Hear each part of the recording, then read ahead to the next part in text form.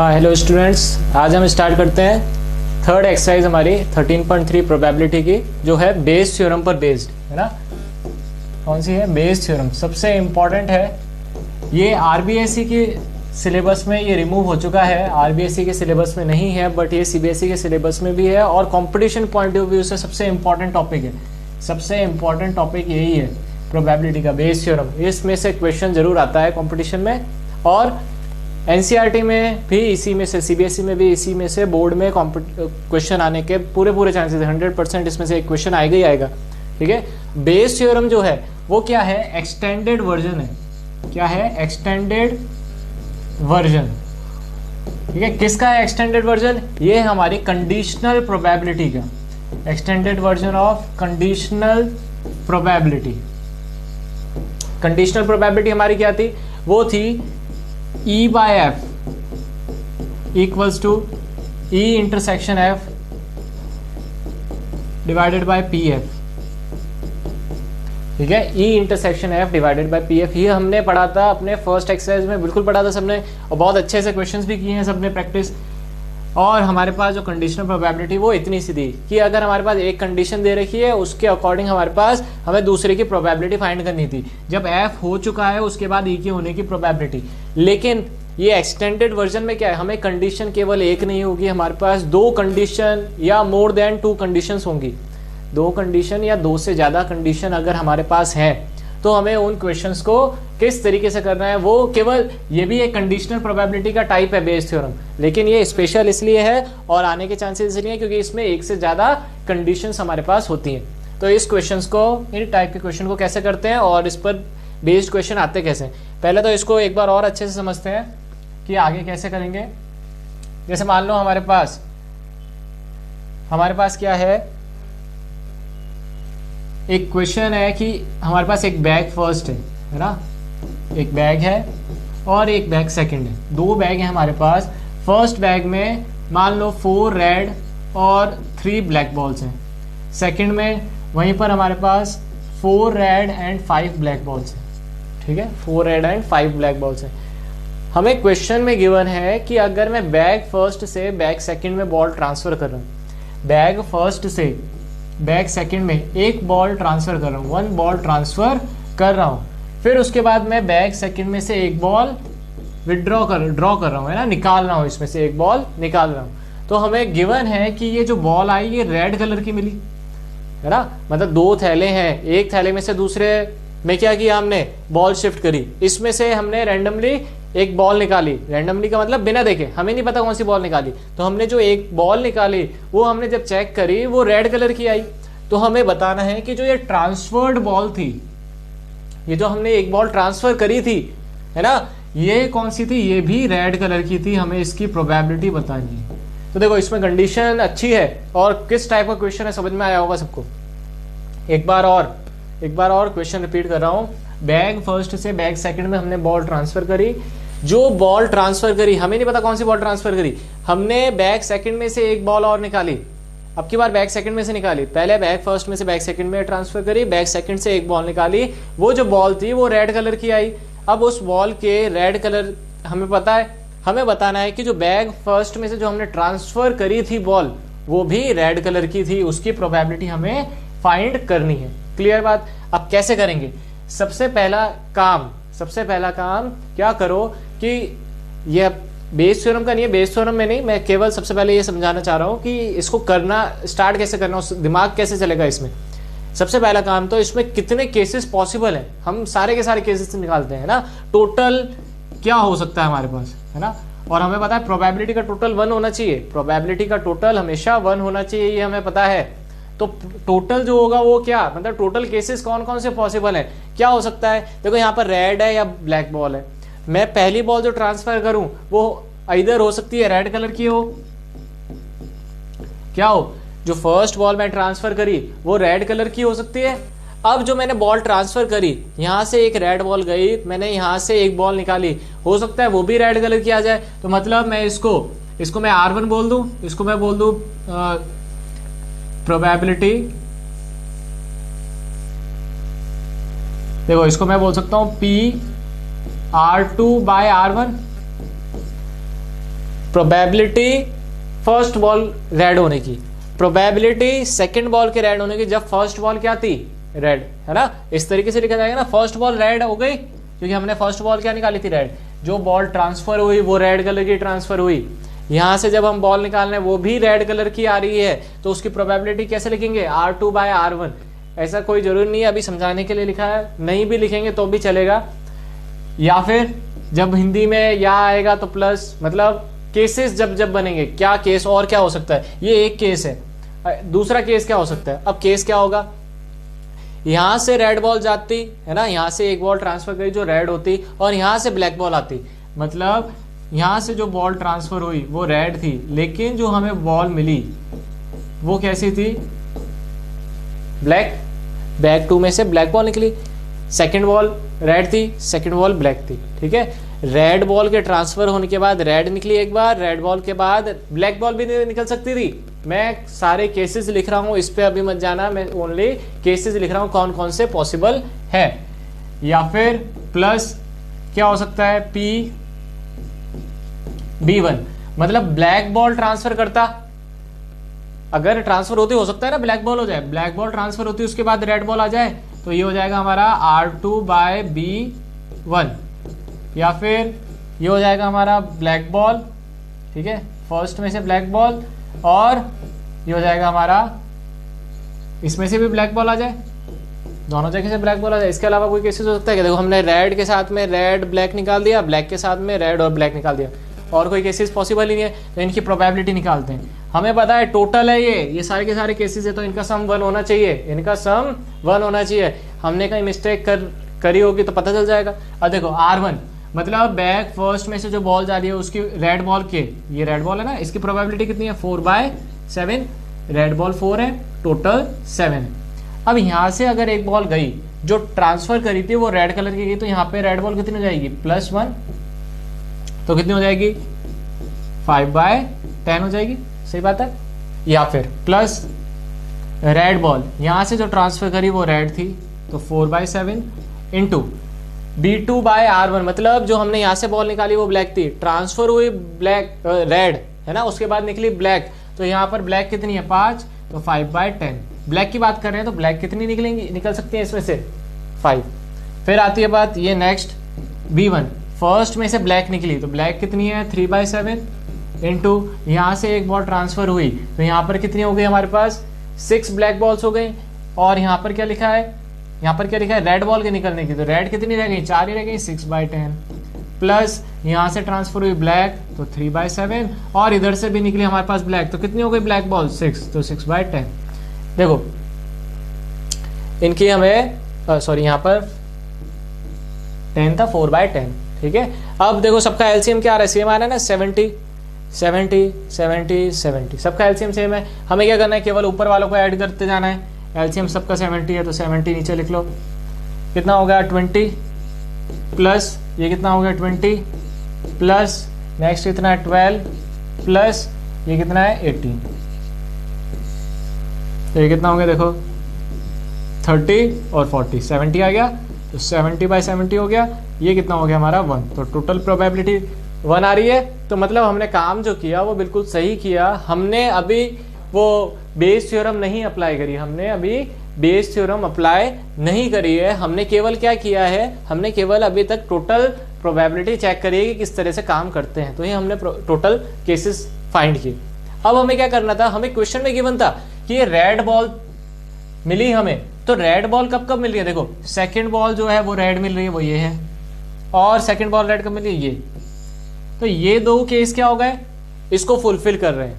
लेकिन हमारे फेवरेबल क्या हुए, देखो ये कंडीशन देखो क्या बोला है, PR2/R1 मतलब R1 बॉल के, मतलब रेड बॉल के ट्रांसफर होने के बाद सेकंड रेड बॉल मिलने की, फर्स्ट ब्लैक बॉल के ट्रांसफर होने के बाद रेड बॉल मिलने की। मतलब जो ट्रांसफर हुई थी बॉल वो कैसे भी हो हमें रेड बॉल मिली, ये हमारा क्या था, क्वेश्चन था। लेकिन इसमें हमें फाइंड क्या करना था, जो हमें फाइंड करना होता है वो ऊपर आता है। तो फाइंड क्या करना था हमें, फाइंड हमें ये करना था कि फर्स्ट जो बॉल थी वो भी रेड कलर की हो। तो रेड कलर की फर्स्ट बॉल वाला कौन सा है, ये वाला केस है, ये तो ब्लैक बॉल का है, तो ये हमारा फेवरेबल हो गया। प्रोबेबिलिटी कहती क्या है, फेवरेबल अपॉन टोटल। तो PR1 PR2/R1 अपॉन ये वाला केस और ये वाला केस, इन दोनों केसेस को लिख दो, P R1 R2 bye R1 plus B1 और ये हो गया हमारा R2 बाय B1। इनकी प्रोबेबिलिटीज लिख दो। तो ये कितना है देखो, ये हमारा फर्स्ट वाला था, ये वाला, और हमारा ये वाला, ये दो केसेस हैं, इन दोनों केसेस को लिख दो। ऊपर आ जाएगा ये 20/70 डिवाइडेड बाय 20/70 प्लस ये कितना है हमारा 12/70। तो एलसीएम तो कैंसिल हो रहा है, 20/32, ये हो गया हमारा 4 से कैंसिल, 5/8। ये इसकी प्रोबेबिलिटी हो गई। क्लियर है ना, बात समझ में आई सबको? अब इस पर बेस जब क्वेश्चन करेंगे ना तो बहुत अच्छे से समझ में आएगा। थोड़ा सा फर्स्ट टाइम ये कॉम्प्लिकेटेड लगता है बेस थ्योरम, नो डाउट सबके लिए नया है ना, थोड़ा सा लेवल भी अप है, इसीलिए कंपटीशन में पूछा जाता है। कंपटीशन में इससे भी अच्छे क्वेश्चंस बनते हैं, लेकिन जब तक हम अभी फर्स्ट क्वेश्चन अटेम्प्ट करते हैं तो सब कुछ नया लगता है, तो डिफिकल्ट तो पड़ता है, कोई दिक्कत नहीं है ना। अभी हम क्वेश्चंस करेंगे, सबको समझ में आएगा। देखो अब ये क्वेश्चन, ये इस टाइप का क्वेश्चन भी है बुक में, पर कोई बात नहीं, अब हम क्वेश्चन स्टार्ट करते हैं इसके, ठीक है। फर्स्ट क्वेश्चन पे ध्यान देते हैं। ये हमारे पास फर्स्ट क्वेश्चन है, An urn contains 5 red and 5 black balls. An urn contains 5 red. Urn मतलब क्या होता है? थैला। ये हमारा थैला है, ठीक है। एक थैले में क्या है? 5 रेड 5 ब्लैक बॉल, मतलब फर्स्ट बैग बोल दो इसको। एक में बोला है ना 5 red 5 black. A ball is drawn at random. एक बैग ही है और दूसरे की तो बात ही नहीं करी। A ball is drawn at random. Its color is noted and is returned to the urn.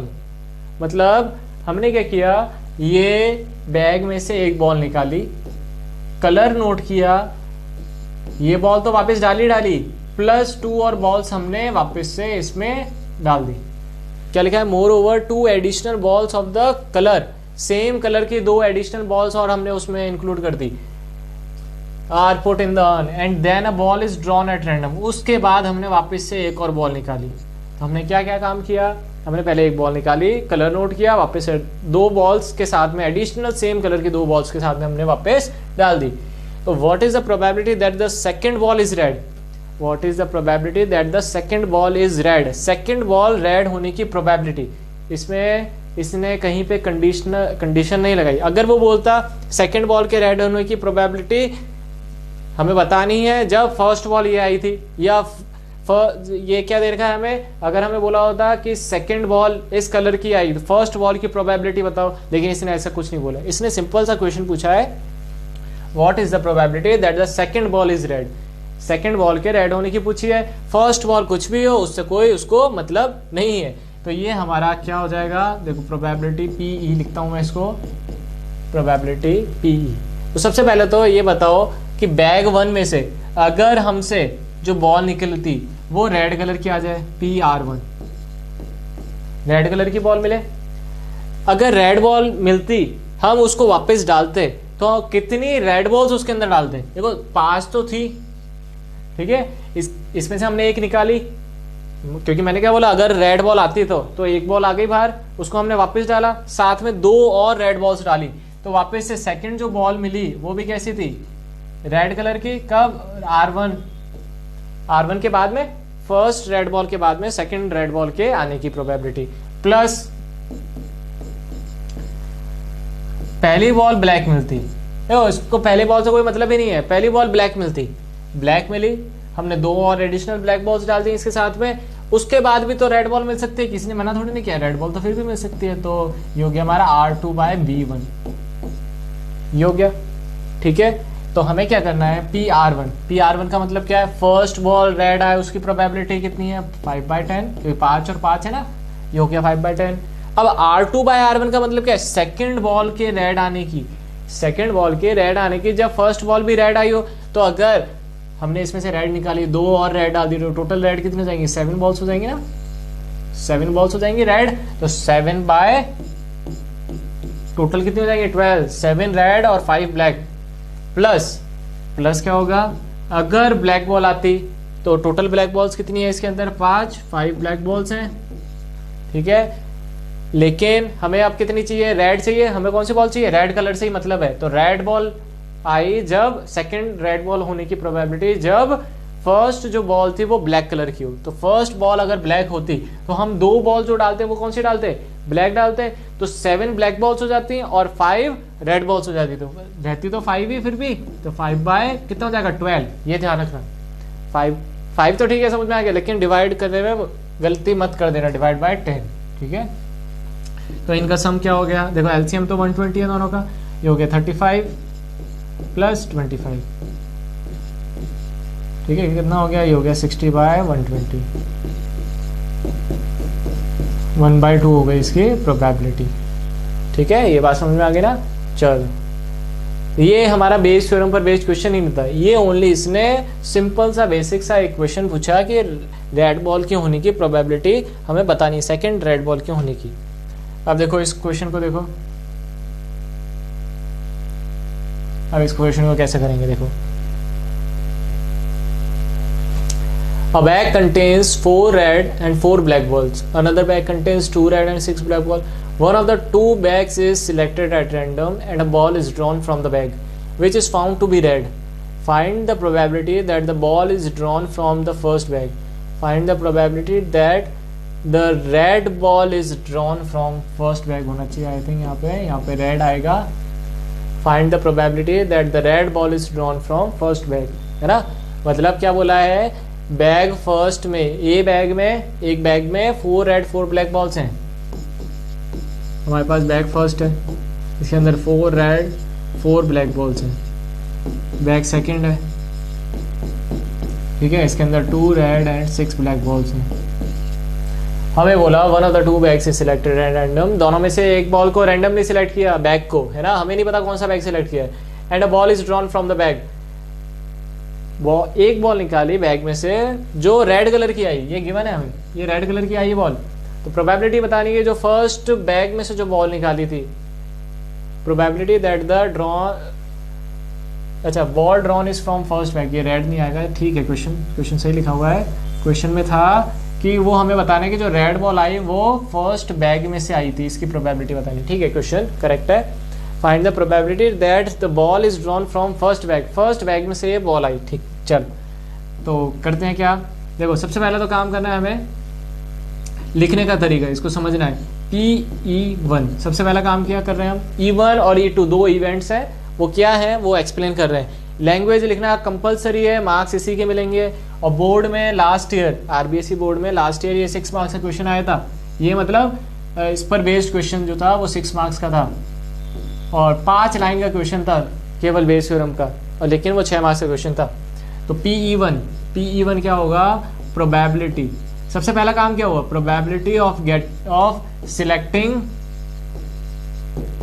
सबसे पहला काम क्या कर रहे हैं हम, बैग फर्स्ट को सिलेक्ट करने की प्रोबेबिलिटी। देखो हमें क्या बोला था कि दोनों में से किसी एक बैग को सिलेक्ट किया, रैंडमली सिलेक्टेड है ना, one of the 2 bags is selected, तो सबसे पहला काम कर रहे हैं हम बैग सिलेक्शन का। तो मान लो अगर मैंने बैग 1 सिलेक्ट किया, probability of selecting bag first, तो 2 बैग हैं हमारे पास, 2 बैग हैं 1 और 2, मुझे कोई भी एक सिलेक्ट करना है तो उसकी प्रोबेबिलिटी क्या हो जाएगी 1/2, जैसे हेड टेल उसकी क्या होती है 1/2, तो इसकी भी क्या होगी 1/2। सिमिलरली PE2 क्या होगा, probability of selecting bag second के सिलेक्ट करने की प्रोबेबिलिटी, ये भी इक्वल होगा हाफ, है ना, दोनों की इक्वल होगी ना प्रोबेबिलिटी, ये हो गई। अब A/E1 लिखने का तरीका समझना, A/E1, E1 देखो ये हो चुका है, मैंने पहला काम क्या किया था, बैग सिलेक्ट किया था, उसके बाद क्या किया था, एक बॉल निकाली थी, लेकिन इसमें गिवन है कि वो बॉल कैसी आई, रेड कलर की बॉल आ गई ना, तो probability of getting red ball from bag first में से रेड बॉल के आने की प्रोबेबिलिटी, बैग फर्स्ट में से रेड बॉल के आने की प्रोबेबिलिटी क्या होगी, 4 बॉल्स है रेड कलर की, तो 4/8, ठीक है। इसको सिंप्लीफाई नहीं करना है, 4/8 को 1/2 अभी नहीं करना है, वो बात की बात में देखेंगे, है ना। नेक्स्ट आगे देखो, आगे क्या होगा, PA/E2, इसमें क्या हो रहा है, E2 का मतलब क्या था, बैग सेकेंड, तो प्रोबेबिलिटी ऑफ गेटिंग, ये तो हमें पता है कि हमें क्या मिल रहा है, probability of getting red ball, ठीक है, फ्रॉम बैग टू में से रेड बॉल के मिलने की प्रोबेबिलिटी कितनी है, रेड बॉल के मिलने की प्रोबेबिलिटी ये हो गई हमारी, देखो इसमें रेड बॉल कितनी है 2, तो 2/8 ये हो गई इसकी रेड बॉल के मिलने की प्रोबेबिलिटी। अब है हमारे पास E1 बाय ए का मतलब क्या है, A/E1 का मतलब है probability of getting red ball from bag first. देखो हमें फाइंड क्या करना है, क्वेश्चन में क्या बोला कि probability that ball is drawn from bag first bag में से आने की बतानी है हमें, तो ये क्या था हमारा फर्स्ट बैग की, तो ये हमें फाइंड करनी है कि ये फर्स्ट बैग में से आई। हमें क्या पता है कि वो रेड कलर की बॉल थी, तो आपकी बार जो ए था वो क्या डिनोट कर रहा था, गेटिंग रेड बॉल, तो ए क्या है हमारा गेटिंग रेड बॉल, है ना। तो E1/A क्या है, probability of getting red ball from bag first, है ना, ये हमें फाइंड करना है, तो देखो कैसे करेंगे, ऊपर क्या आ जाएगा, देखो जब E1 और A की बात करेंगे तो E1 और E1 वाले साथ में और ये दोनों साथ में, तो फेवरेबल हो जाएंगे E1 वाले। अगर हम E1 फाइंड करना है तो E1 वाले फेवरेबल, ऊपर लिखो E1 A/E1 divided by upon में क्या आएगा E1 A/E1 प्लस E2 और A/E2, ये हमारा क्या हो गया सेकेंड हो गया, ठीक है। तो फर्स्ट वाले का भी हो गया, सेकंड वाले का अपॉन में टोटल आएगा ना, ये टोटल आ गया ऊपर हो गया ये।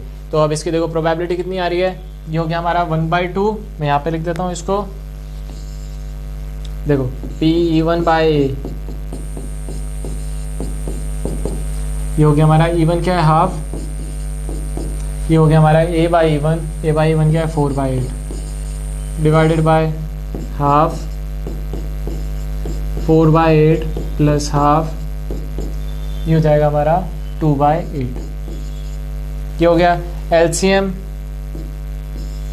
ये हो गया हमारा LCM। तो देखो ये भी 2 × 16, ये भी 2 × 16, LCM 16, ऊपर भी 16 कैंसिल आउट, तो 4 × 1 4, 4 × 1 4 अपॉन 2 कितना हो गया 4/6, दैट इज 2/3 इसका आंसर हो गया। समझ में आया, नोट कर लेना इसको अब जल्दी से सब जने, ठीक है। ये हमारा क्वेश्चन फर्स्ट, ठीक है, फर्स्ट नहीं सेकंड, सॉरी फर्स्ट क्वेश्चन हम कर चुके हैं, ये हमारा सेकंड क्वेश्चन।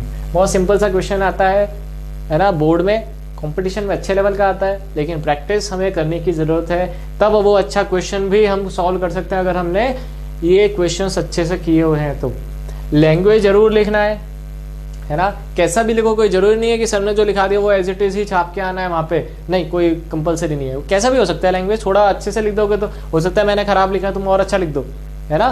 तो क्वेश्चन वो देख के अपने आप लिखना, लेकिन लिखना करेक्ट कि बात समझ में आए, ठीक। नेक्स्ट क्वेश्चन, ये है हमारा क्वेश्चन नेक्स्ट।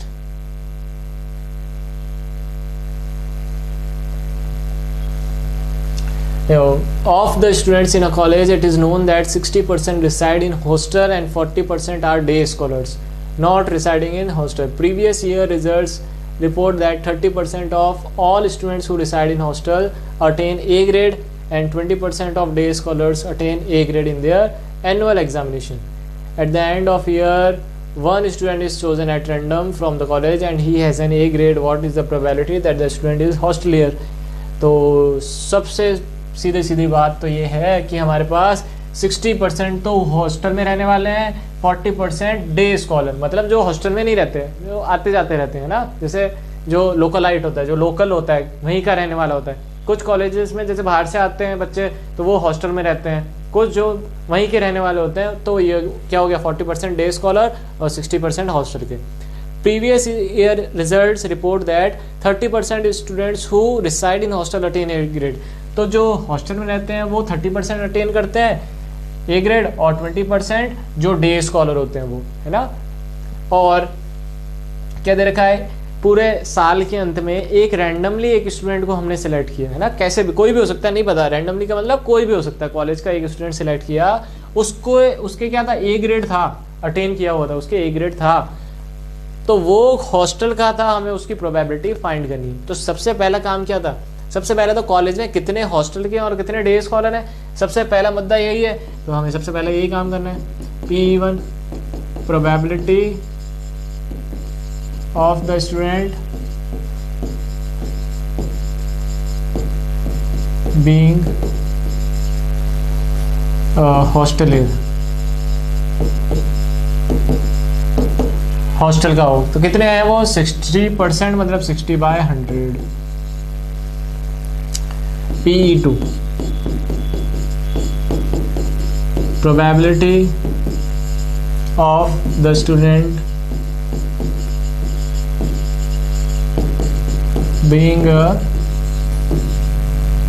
day scholar, क्या हो वो डे स्कॉलर हो, तो डे स्कॉलर कितने हैं 40%, तो 40/100। अब हमें क्या करना है, A/E1, A/E1। देखो ए का मतलब क्या है, इस बार हमें गिवन क्या है कि ए ग्रेड है ना, तो ए ग्रेड के बारे में बोला हुआ है। तो probability that the student attain A grade if he she be a day कहा था हॉस्टलियर, बी अ हॉस्टलियर, वो अगर हॉस्टलियर का हो तो उसके बाद उसके ए ग्रेड अटेंड करने की प्रोबेबिलिटी, ए ग्रेड के कितने दे रखे हैं हॉस्टल वाले के 30%, तो 30/100, ठीक है। और A/E2 same probability that the student attains A grade, है ना, फर्स्ट लाइन तो same to same, attains A grade if he she, ठीक है, बी अ क्या है डे स्कॉलर, वो क्या हो डे स्कॉलर हो, तो डे स्कॉलर कितने हैं इसमें, ये है 20%, तो 20/100 ये हो गया। अब हमें क्या करना है, What is the probability that the student is a hostelier? हमें प्रोबेबिलिटी बतानी है कि वो जो स्टूडेंट है वो हॉस्टल का है, मतलब हॉस्टल वाला कौन सा था, ये था, तो हमें E1/A फाइंड करना है। आपकी बार केवल क्या करना होता है हमें, जैसे हॉस्टल की बात कर दी तो E1 है तो उसको उल्टा कर दो, A/E1 को E1/A कर दो, तो ये हमें क्या करना है E1/A फाइंड करना है। अब इसको पढ़ोगे तो समझ में आ जाएगा। ए ग्रेड आया था, हॉस्टल वाले क्या आया हमें ये बताना है, तो यही पूछा था ना, ए ग्रेड आया है वो हॉस्टल वाले क्या आया, तो पता चल गया क्वेश्चन को। तो ऊपर क्या आएगा, मैंने क्या बताया, E1 साथ में, ये आ गया हमारा, क्या हो गया ये हमारा favourable case, divided by total में क्या आ जाएगा, E1 वाला साथ में और E2 वाला साथ में, divided by E1 A/E1 plus E2 और A/E2, ये हो गया। तो E1 क्या था हमारा, E1 था हमारा 60/100 इंटू A/E1 क्या था हमारा 30/100 डिवाइडेड बाय 60/100 इंटू 30/100 प्लस क्या हो जाएगा हमारा 40/100 इंटू 20/100।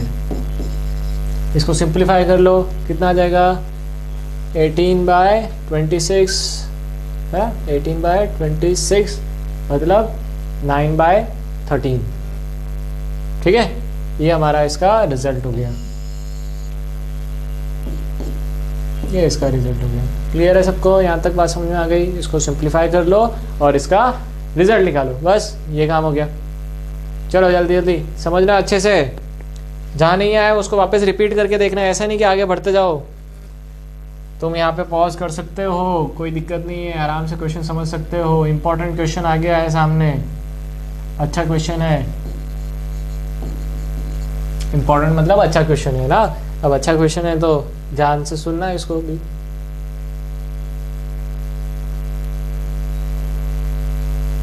तो देखो क्वेश्चन क्या है हमारा, थोड़ा सा ऊपर कर देते हैं इसको।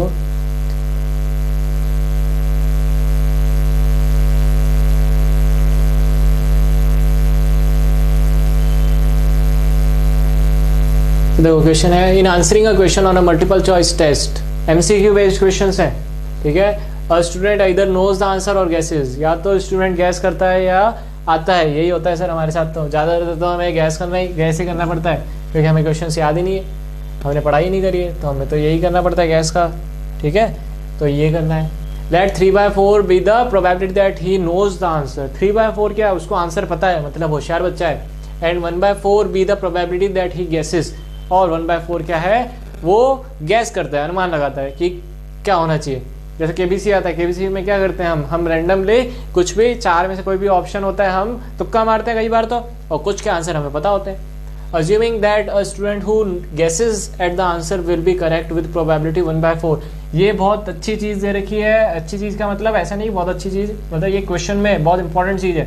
Assuming that a student who guesses at the answer will be correct with probability 1/4, किसकी प्रोबेबिलिटी है कि उसने गैस किया और उसका आंसर करेक्ट हो गया, तो उसकी प्रोबेबिलिटी 1/4। हमें क्या बताना है, what is the probability that the student knows the answer given that he answered it correctly. हमें ये गिवन है कि उसने आंसर तो सही दिया, बिल्कुल सही आंसर है, लेकिन वो उसको असल में आंसर आता था, उसकी प्रोबेबिलिटी क्या होगी ये बताना है हमें, ठीक है। तो सबसे पहला काम तो E1 और E2, तो P1 क्या होगा, प्रोबेबिलिटी। सबसे पहला काम क्या कर रहा है student, either knows the answer or guesses, तो probability of the student, probability that the student लिख देते हैं,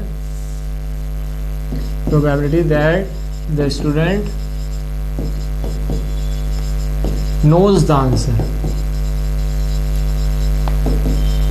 वो आंसर जानता था, उसकी प्रोबेबिलिटी कितनी है, 3/4 है उसकी प्रोबेबिलिटी, ठीक है। P2 क्या है, प्रोबेबिलिटी दैट द स्टूडेंट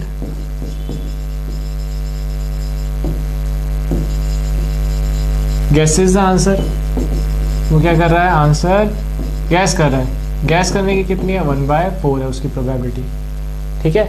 अब A/E1, अब यहाँ पे सबसे इंपॉर्टेंट बात आती है, इसने बोला कि वो उसको आंसर पता था, लेकिन उसको अगर आंसर पता था तो इसने तो ये दिया ही नहीं है कि उसके आंसर पता होने के बाद करेक्ट होने की प्रोबेबिलिटी क्या होगी।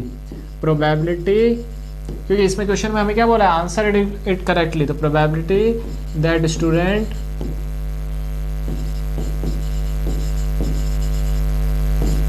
आंसर्ड इट करेक्टली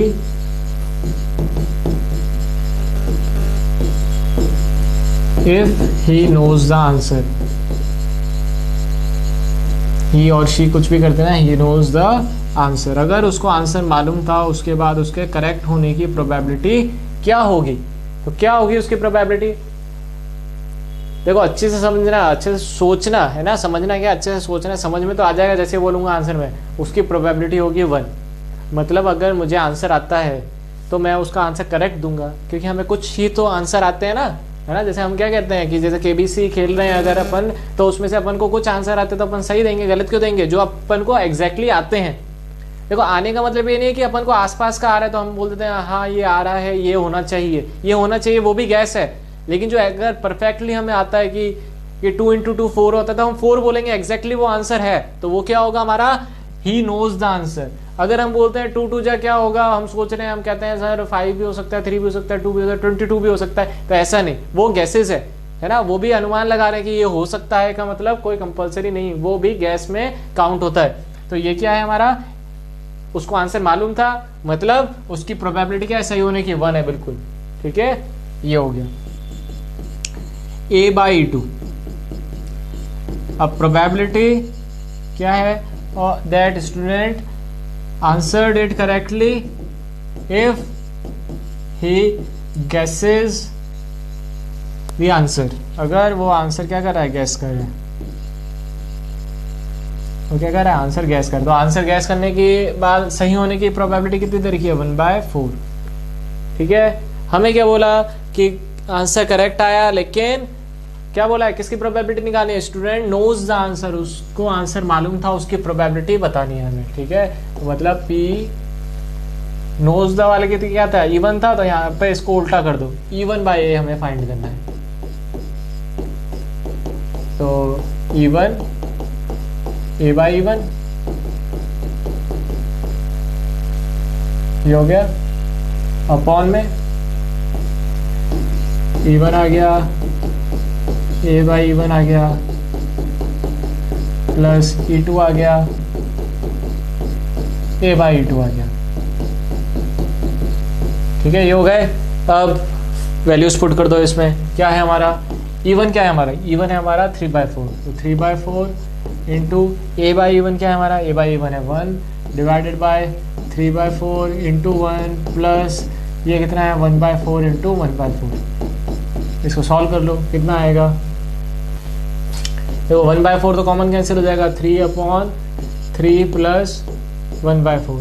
एलसीएम ले लो इसका, ये कितना हो गया, ये हो गया 13 हो जाएगा अपॉन 4 और ये हो गया हमारा 3। थोड़ा अच्छे से लिख देते हैं इसको,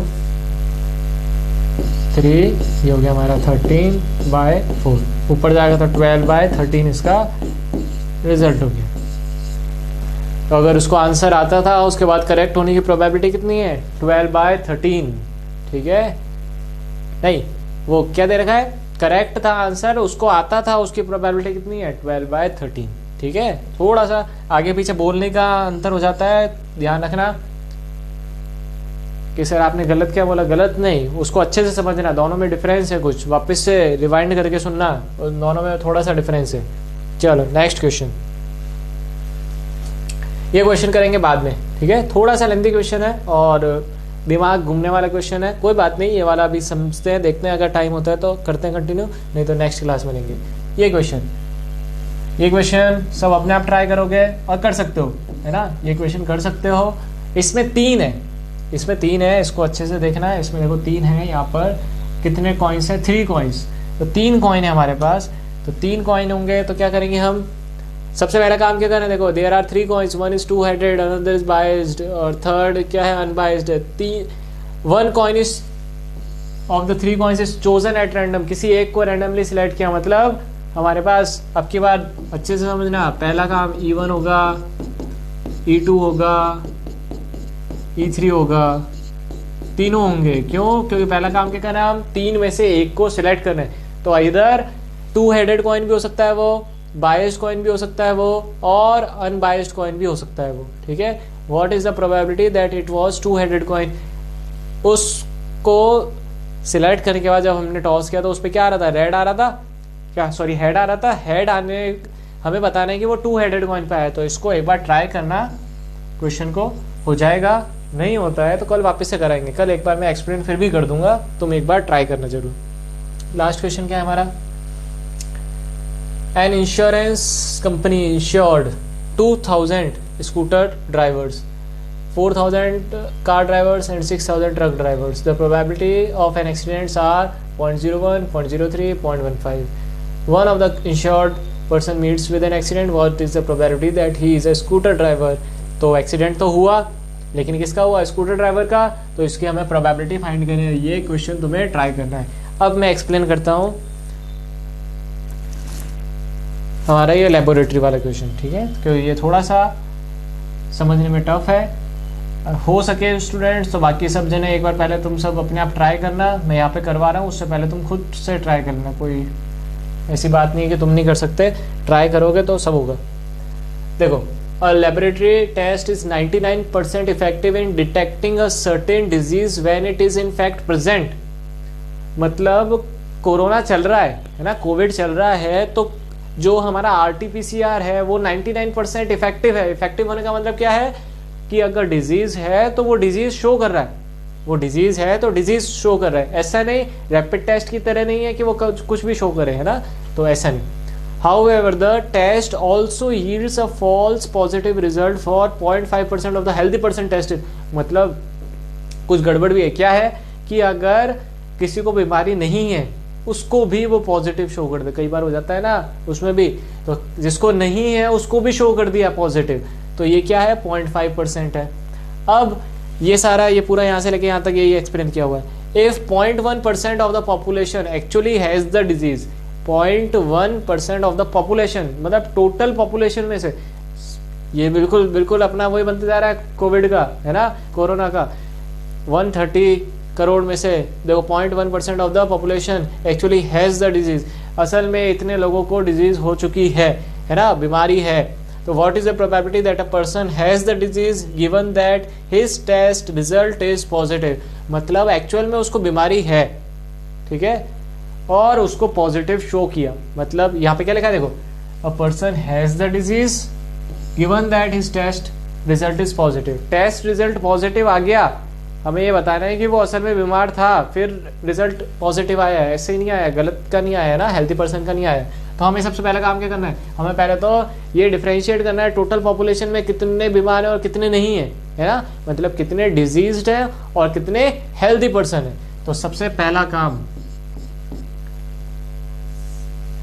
इधर से करते हैं, PE1 probability of the diseased person. Disease person के होने की प्रोबेबिलिटी कितनी, कितने लोगों को था, 0.1%। 0.1% है, ध्यान रखना। 1% का मतलब क्या हो गया, 1/100, मतलब कि पॉइंट रिमूव करेंगे तो 1/1000 आ जाएगा। ये हो गया, ठीक है। नेक्स्ट, अगर डिजीज नहीं है तो क्या है, healthy. Probability of the healthy person, healthy person की प्रोबेबिलिटी क्या होगी,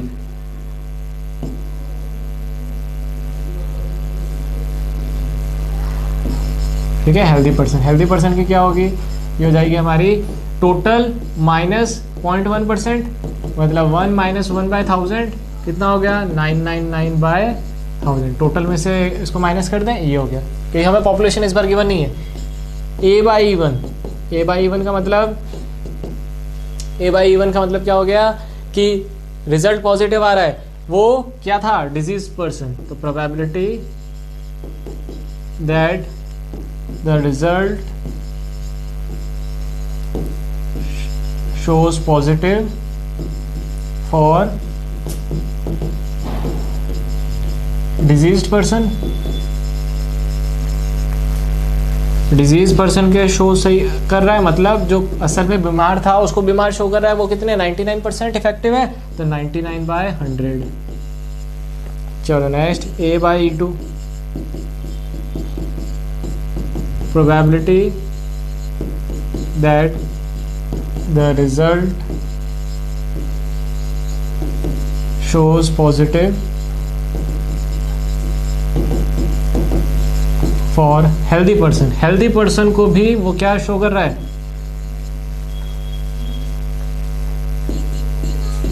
healthy person को भी वो पॉजिटिव शो कर रहा है। वो कैसे आएगा, फॉल्स पॉजिटिव, है ना, देखो फॉल्स गलत है ना, क्योंकि जो हेल्दी पर्सन है उसको भी पॉजिटिव शो कर रहा है, मतलब क्या हो गया, फॉल्स पॉजिटिव। तो कितना हो गया, 0.5%। 0.5 का मतलब क्या हो गया, 0.5/100, जो कि हो गया हमारा 5/1000। अब हमें क्या बताना था, टेस्ट पॉजिटिव है और वो डिजीज्ड पर्सन है। डिजीज्ड पर्सन वाला कौन सा है हमारा केस, फर्स्ट। तो हमें फाइंड करना है E1/A फाइंड करना है। यहाँ हो जाएगा हमारा E1 A/E1 डिवाइडेड बाय इन दोनों का सम। E1 हो गया, A/E1 हो गया,